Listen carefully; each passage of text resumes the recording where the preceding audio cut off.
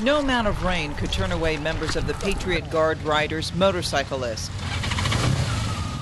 to escort the body of 30-year-old Army reservist Captain Joshua McClymans from the Youngstown Air Force Base to his hometown.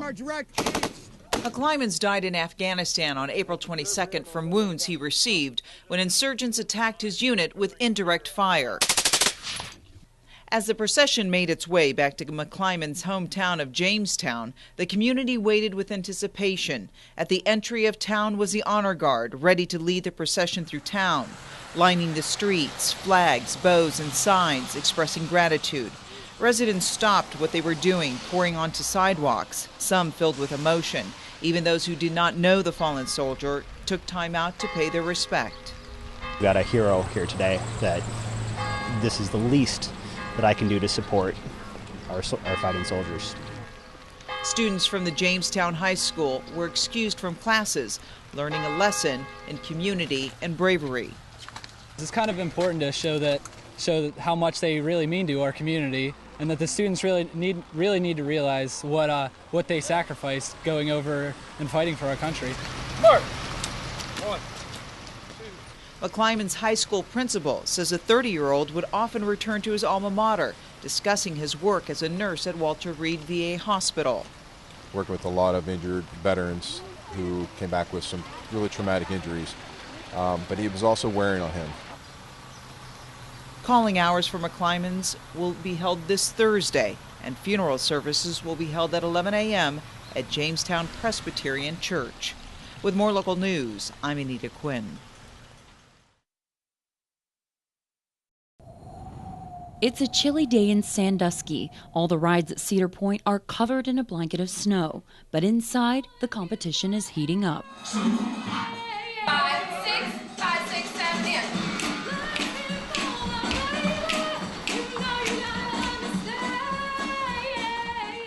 Dozens of young talents are auditioning for live entertainment summer jobs at Cedar Point. I grew up coming to Cedar Point every single summer, so this means a lot to, go up to the Red Garter and perform there. Who wouldn't want to spend their day singing and dancing here at the amusement parks? Each vocal candidate auditions solo in front of a panel of judges. Most are college students, and they're no slouch when it comes to performing. I'm actually a vocal major at Wayne State. Just actually finished an internship at Walt Disney World for the past year. I'm actually a BFA theater major with a dance minor. Craig McClellan is one of the only bluegrass music majors at Denison University. I had a guitar teacher who had worked at a theme park over the summer, and he said it was probably one of the best summers he ever had.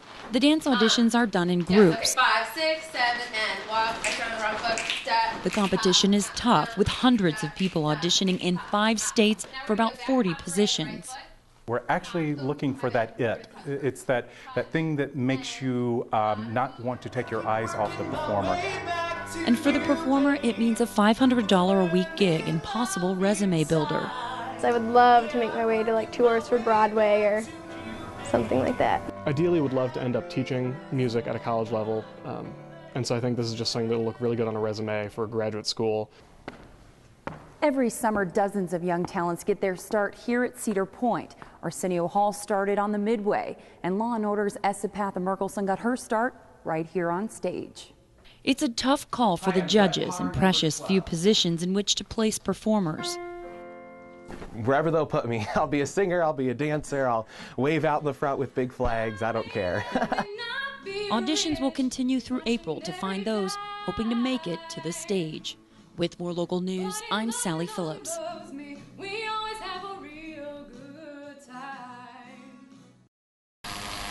You won't see many planes that can do this.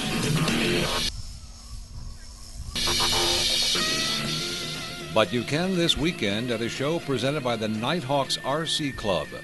The members build and fly scale model radio-controlled planes, like this twin-engine Cessna 310. Mike Zook is the pilot, and his plane even has, look closely, retractable landing gear. You're clear, Mike.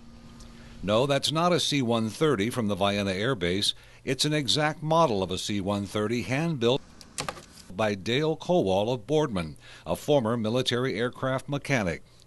Jason McQuiston has been flying for 18 years and shares the hobby with his dad. It forms a bond between the father and the son, and it's something they can do together. Jason is a new father himself and looks forward to teaching his son to fly. 3 generations of us will be out here flying, so that's the special part for me. These electric-powered planes are basically cell phone technology, a battery, controller, and receiver, and some, like Bill Dorenzo's jet, can hit 184 miles per hour. That's cool. These planes and many more will be flying this weekend at the former Youngstown Executive Airport on Gibson Road in North Jackson, and the Nighthawks invite everyone to stop out. It's for the public. It really is. You know, it's for us to show off our planes to the public, should I say, but it's a really good time. Admission is free and concessions will be available. With more local news, I'm Glenn Stevens.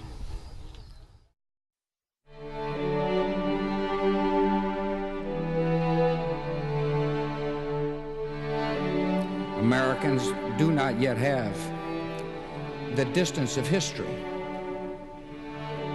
but our responsibility to history is already clear. The numbers that we're working on are in the thousands.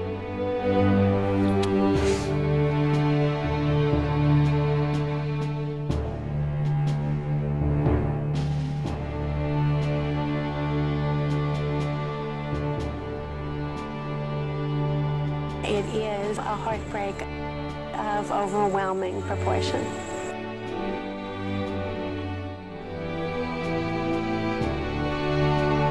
We go on, but part of us is lost forever, I think.